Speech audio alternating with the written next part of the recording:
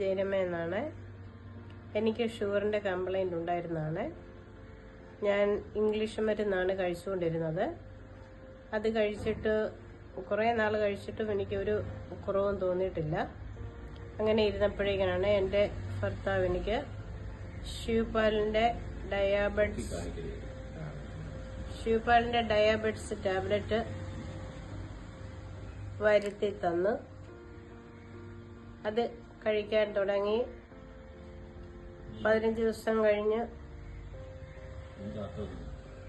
ദിവസം കഴിച്ചു കഴിഞ്ഞപ്പോഴത്തേക്കിനത് ചെറുതായിട്ട് കുറവ് തോന്നി.